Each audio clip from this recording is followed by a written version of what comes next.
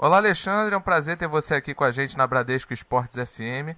Você que atualmente é treinador na Tailândia, você treina a equipe do Buriram United e talvez muitas pessoas que te conhecem, que te conheceram naquela época de Fluminense e também de outros times aqui do Rio, por exemplo, Macaé, Volta Redonda, Madureira, Duque de Caxias, talvez estejam se perguntando, onde é que está o Alexandre Gama e tal, onde é que ele foi parar? Hoje você treina na Tailândia, na equipe do Buriram United, e parece que você tem se dado muito bem lá desde que chegou, não é verdade? É verdade. É um prazer estar falando aí com o pessoal da Bradesco. Eu saí do Duque de Caxias, na verdade nem comecei, né? Só treinei 15 dias e não participei do campeonato. Fui para o Catar, ficando um ano e hoje tô na Tailândia. Fui campeão do último ano, 2014. Esse ano já ganhamos a Supercopa, o time está em primeiro na liga e estou muito feliz aqui. É um campeonato que evoluiu bastante, que está muito forte, com muito patrocínio, com muita torcida, e isso deixa a gente motivado para fazer um outro ano muito bom, para que a gente faça um nome muito forte aqui. Alexandre, desde que você chegou aí no Buriram, parece que a equipe é uma das principais da Tailândia, né? E vem também já de uma sequência de títulos. Então, quando você foi contratado, já vi nessa expectativa mesmo de conquistas ou para você foi uma surpresa já ser campeão tão cedo?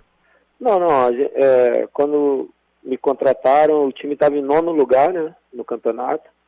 A gente deu a volta por cima e reverteu o quadro, acabou o campeonato em primeiro lugar. Mas o Buriram é o time mais forte da Tailândia, é o time com maior estrutura, com maior torcida, um time que hoje é o nono time na Ásia, né? É um time que cresceu bastante, continua crescendo. Depois que eu cheguei também, o time está numa crescente muito grande, então a gente já sabia o time que ia pegar, que era um time que tinha condições de brigar por títulos, que não estava num bom momento, mas acabou dando tudo certo. Hoje o time voltou a ser respeitado dentro da Tailândia, fizemos uma excelente Champions League aqui da Ásia, e esse ano nós já estamos na liderança de novo, vamos ver se acaba assim para que a gente possa ser bicampeão.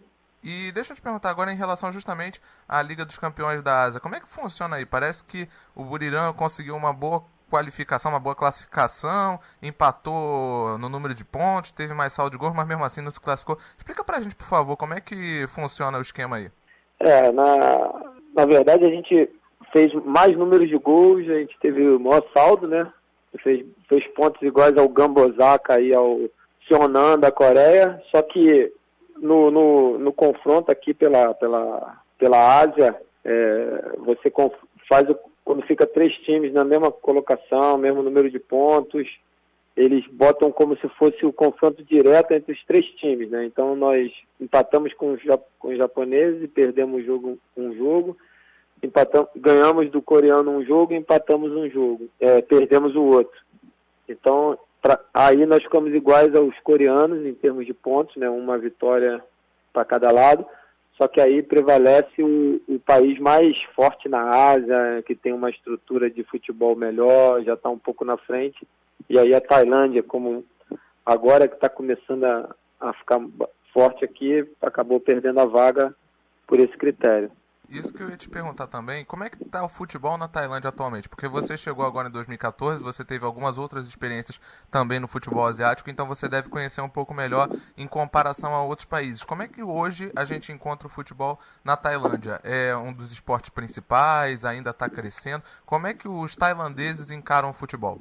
Não, o futebol aqui é uma paixão, o futebol aqui é o primeiro esporte. O primeiro esporte é o boxe tailandês, mas o futebol é forte.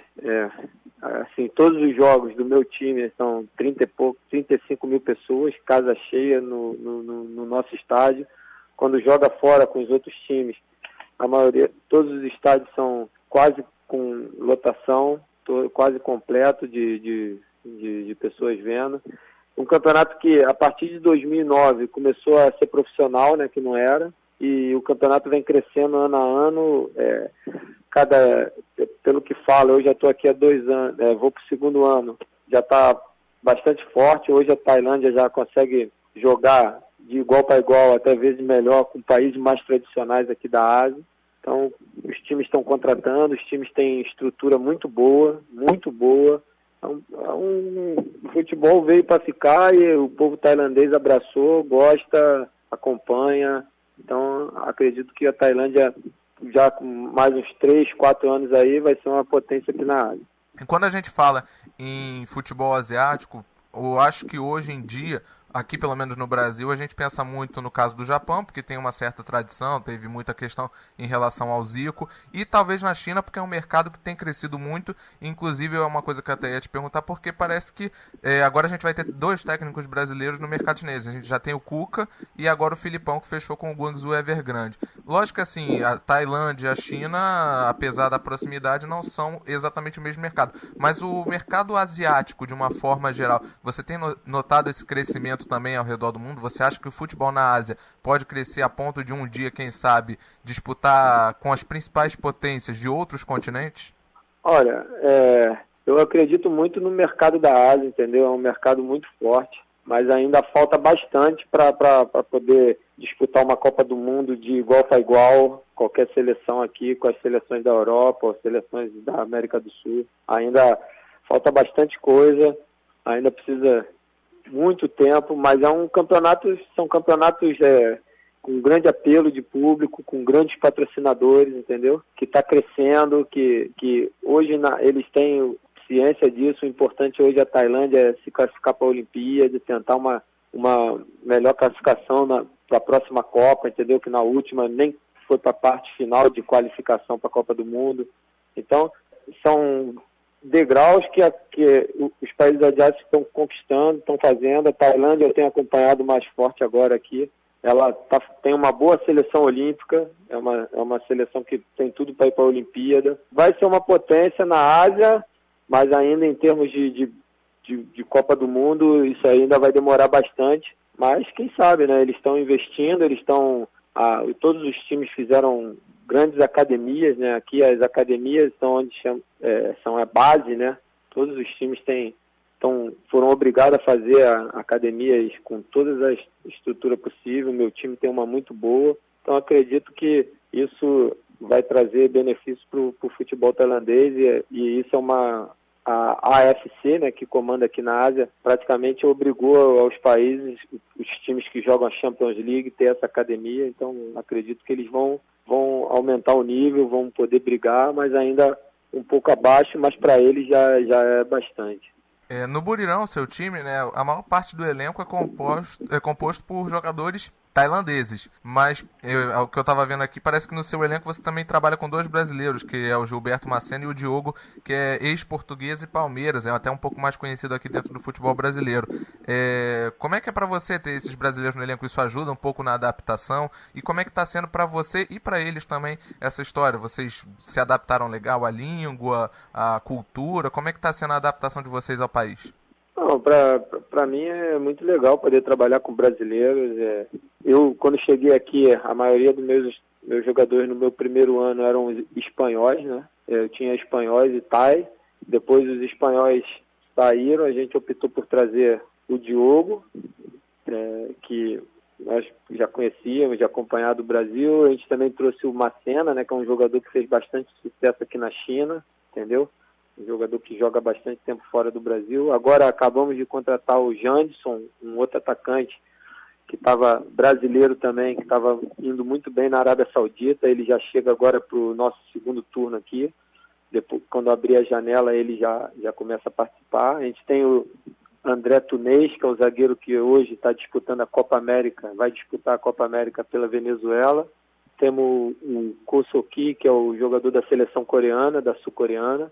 Esses são os nossos estrangeiros, a gente pode ter 5. A gente ainda tem o Rafael Coelho, que também é brasileiro, mas que operou o cruzado do joelho e esse ano não vai poder participar com a gente. São jogadores que se adaptaram fácil, entendeu? São jogadores, o clima aqui é bom, parece com o do Brasil. A língua, a gente tem tradutor, né? Aqui eu falo inglês para o tradutor e ele passa para os jogadores e eu falo direto em português para os jogadores brasileiros. Isso já ajudou a ele se adaptar, até porque eu já estou há bastante tempo fora e para mim não tinha problema, mas para eles acredito que foi mais fácil eles também encontraram um clube com uma estrutura muito grande, entendeu? Um campeonato que motiva, que está sempre de casa cheia, um time que chega já com potencial de ser campeão, e isso faz todo mundo render o máximo e está sempre motivado. E Alexandre, assim, você começou a sua carreira jovem, né, para um treinador, começou em 2004, se eu não estou enganado, com o Fluminense, teve até aquele episódio com o Romário e tudo mais da questão da janela do ônibus, mas depois disso, assim, a gente se for dar uma analisada na sua carreira, você passou pelos Emirados Árabes, a Coreia do Sul, o Catar e agora a Tailândia, né? E além disso, você passou por alguns clubes aqui do Brasil, lembrando, passou pelo Macaé, o Volta Redonda, o Madureira e o Duque de Caxias. Dá para dizer que você passou a maior parte da sua carreira lá fora e é onde você tem tido mais sucesso, né? Ah, com certeza. Eu já tive assim um pouco de frustração por causa disso, cara. Eu no começo comecei no Fluminense, fiz na minha opinião, um bom trabalho. Eu peguei o Fluminense em 2004 em 19º lugar e acabamos em nono, entendeu? Classificando o time para a Sul-Americana. Eu tinha 36 anos. Depois dali apareceu para mim ir para o Emirados e hoje eu sou bastante reconhecido, tenho um prestígio muito grande na Ásia, e isso para mim é importante, mas eu queria que isso acontecesse no Brasil, mas hoje eu já não tenho mais essa frustração, porque toda vez que eu tentei voltar para o Brasil, eu agradeço todos os times que abriram a porta para mim aí, mas foram times de menor investimento, que a gente achava que podia ir para uma coisa melhor, mas eu fiz bons trabalhos nesses times também, mas hoje estou bem feliz aqui, minha carreira é consolidada aqui na Ásia. Eu acredito que vou ficar mais tempo por aqui, entendeu? Já não tenho aquela vontade louca de voltar, nem de as pessoas me reconhecerem ou valorizarem o meu trabalho no Brasil, não. Hoje estou bem tranquilo aqui, espero continuar bastante tempo, ou na Tailândia ou aqui pela Ásia, porque eu sei que aqui é o meu mercado, aqui é o meu lugar e eu me sinto muito bem aqui. Como você disse, você na Ásia está bem consolidado, tem seu nome respeitado e seu trabalho reconhecido, coisa que talvez aqui no Brasil não. E eu não tenho como evitar essa pergunta, você acha que aquele episódio, logo no começo da sua carreira, você ainda estava começando no Fluminense, aí você bancou o Romário e teve aquela frase lá do ônibus e tal, que gerou uma repercussão enorme. Você acha que esse problema, esse conflito que você teve no início da sua carreira com o Romário te prejudicou a ponto de você não conseguir repetir o bom trabalho que você vem fazendo aí no futebol asiático e ao redor do mundo, por onde você trabalhou, aqui dentro do Brasil? Cara, eu nem sei te responder isso. Isso aí, às vezes, eu já me perguntei bastante sobre isso, mas eu não sei te responder, porque logo depois daquele episódio eu saí, né? Eu fui para os Emirados Árabes, fiquei 2 anos, depois voltei, fiquei no Brasil 3 meses só, depois fui 5 anos para fora, para a Coreia do Sul. Então eu nunca fiquei, depois daquele episódio, mais do que 1 ano no Brasil trabalhando, né? Foi sempre poucos meses e já saía de novo, entendeu? Acredito que eu não posso falar, mas para mim o que pesou, assim, eu conseguir alguma coisa foi passar muito tempo fora, entendeu?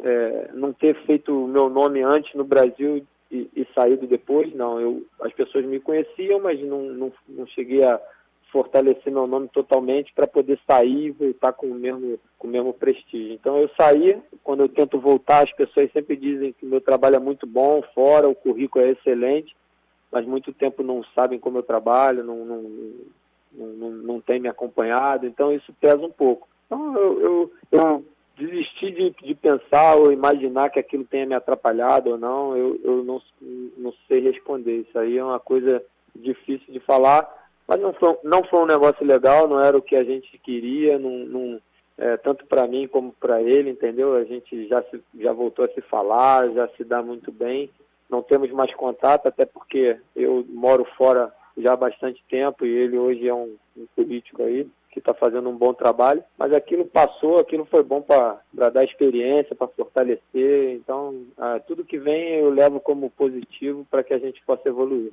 Agora, Alexandre, você vai um pouquinho na contramão do que é a maioria dos técnicos brasileiros, porque se a gente for analisar a tua carreira, você realmente se destacou muito mais pelos seus trabalhos no exterior do que dentro do Brasil. Agora, a maioria dos técnicos, principalmente os técnicos renomados aqui do Brasil, eles constroem a sua carreira dentro do Brasil. E que dificilmente vão lá para fora. A gente tem poucos exemplos de treinadores brasileiros que, por exemplo, conseguiram sucesso lá fora. Eu, por exemplo, só me lembro do caso do Filipão no Chelsea e do Luxemburgo no Real Madrid, mas até eles, por exemplo, que chegaram em clubes top da Europa, não ficaram muito tempo, não conseguiram repetir a mesma questão, o mesmo sucesso que eles têm aqui dentro do Brasil. E eu acho que o mesmo vale para treinadores estrangeiros dentro do Brasil, que em geral também não conseguem ter muito sucesso. Você acha que no Brasil tem muito essa questão? Existe uma bolha de treinadores onde o treinador brasileiro só dá certo dentro do Brasil e não dá certo lá fora, e os treinadores estrangeiros também não conseguem dar certo aqui? Cara, eu não vejo assim não. Tem muito treinador brasileiro fazendo sucesso fora aí, não nos grandes mercados da Europa, né? Isso não tem, porque eles alegam da língua, né? Da qualificação. Acho que nós temos bons treinadores, ainda, mas o Brasil ele é meio, como eu vou falar, gera muito pelo nome, né?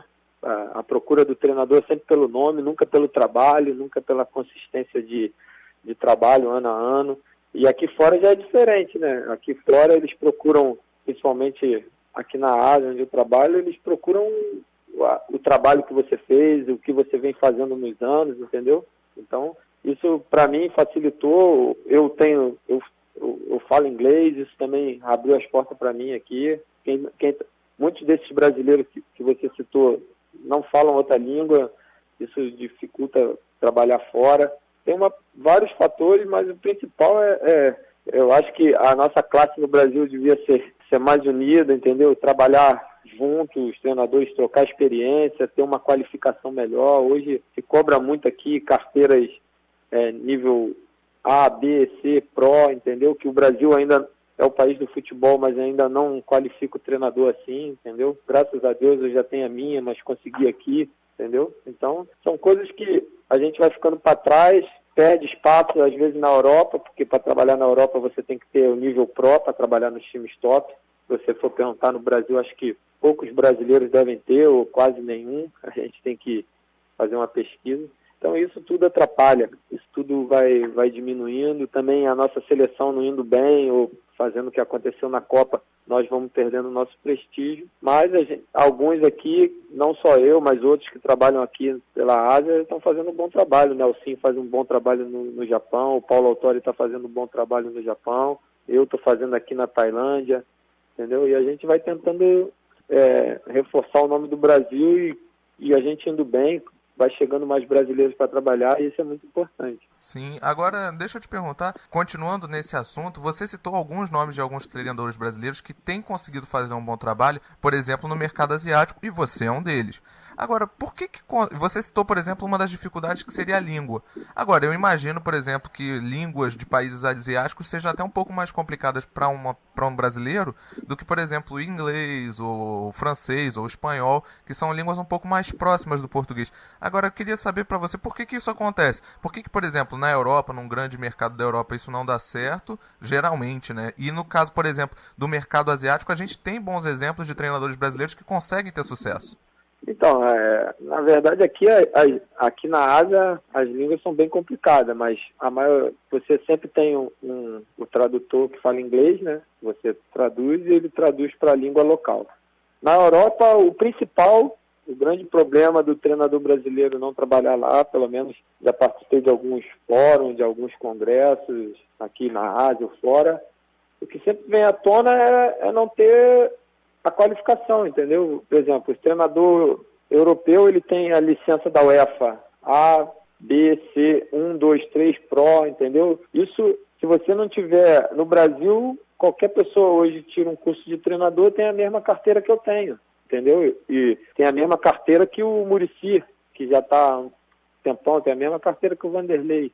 Isso a gente tem que qualificar, a gente tem que separar, entendeu? Quem começa no nível mais abaixo, vai subindo, vai estudando, vai melhorando, e lá fora, se você não tem o Pro, você não trabalha. Então, às vezes eu acredito que tem times que realmente pensam em treinadores brasileiros, mas aí bate na língua, né? Porque vamos que você vai trabalhar em qualquer país da Europa, se você tiver um inglês, com certeza tem alguém que possa traduzir para a língua local, entendeu? e você não tendo a carteira fica muito mais difícil, fica muito mais complicado. Eu acredito que seja esse o problema, já ouvi isso de outras pessoas, entendeu? O Catar, onde eu trabalhei, ele pede para os treinadores ter licença da UEFA, os brasileiros estavam tendo problema lá, entendeu? Porque a UEFA é da Europa, nós pertencemos à América, a Conmebol, e a Conmebol não tem esse sistema de preparar os treinadores.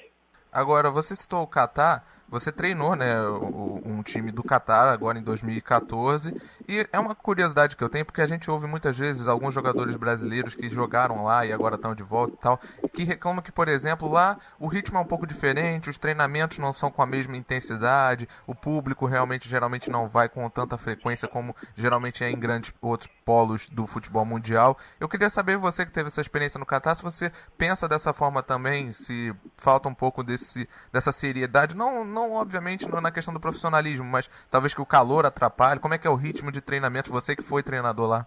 Não, o que pega no Catar é o clima, né? É muito quente, então praticamente você só pode treinar uma vez por dia. De manhã você pode marcar uma academia para o jogador, mas o jogador você não pode fazer academia todo dia, porque não é ideal, ele precisa de trabalho no campo, então ele treina de manhã e depois só vamos treinar às 10 horas, 11 horas da noite, quando está 39, 38, 35 graus. É muito calor, o ritmo é lento, entendeu? O trabalho que você faz por você treinar uma vez ao dia, no final da noite, o jogador passa o dia inteiro só se alimentando, sem fazer nada. Isso o jogador perde a forma, perde o ritmo. Fora que os jogos não motivam, né, cara? Você vai trabalhar, você vai jogar um jogo, tem 200, 500 pessoas. Você vai num jogo no máximo 3.000 pessoas. Quando eu vim para Tailândia, no meu primeiro jogo tinha 15.000. Eu falei, pô, agora eu voltei a trabalhar de verdade, de motivar, entendeu? Eu comentei comigo mesmo, porque a motivação é outra, o ritmo é outro. Entendeu? Aqui o jogo é mais corrido, lá o jogo é mais cadenciado. É mais o clima que te dificulta a trabalhar bastante, entendeu? O jogador também acomoda, é uma vida muito boa nesses países, entendeu? Muito boa mesmo. Você tem tudo do bom e do melhor. E aí acaba quando você tem que voltar para um campeonato mais difícil, voltar para o próprio país de origem, que o campeonato, como o Brasil é forte, é disputado, os treinos são mais fortes, você sente dificuldade. Esse é o grande problema que nós enfrentamos lá.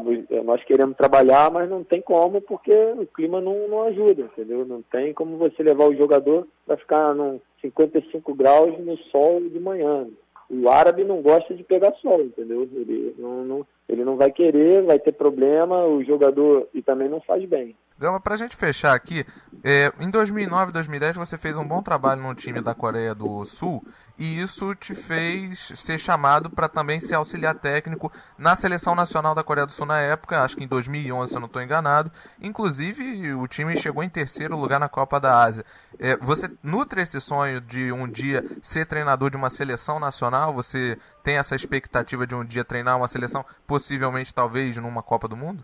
Cara, eu tenho esse sonho, esse é um sonho que a gente sempre tem, que é quem trabalha no futebol tem sempre que almejar ir para a seleção, ou como jogador, ou como treinador, e depois você trabalhar numa Copa do Mundo. É um sonho que eu tenho.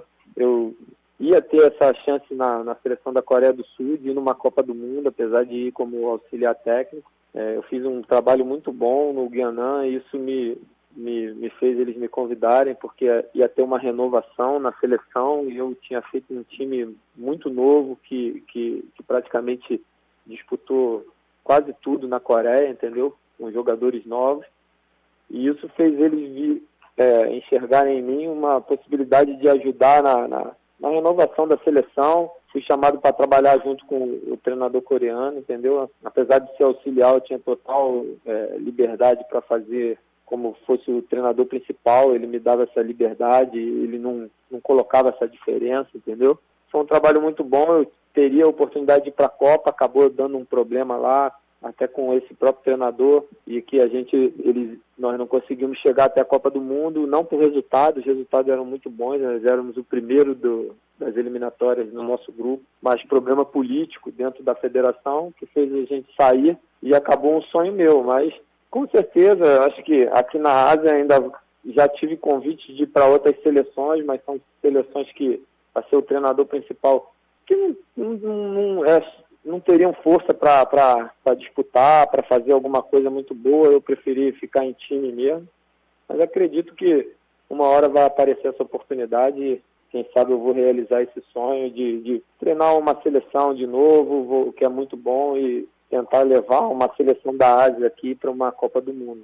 Isso é um sonho que eu tenho e a gente vai trabalhar, isso é uma motivação, a gente tem que estar sempre com algum objetivo forte para a gente procurar e sempre evoluir.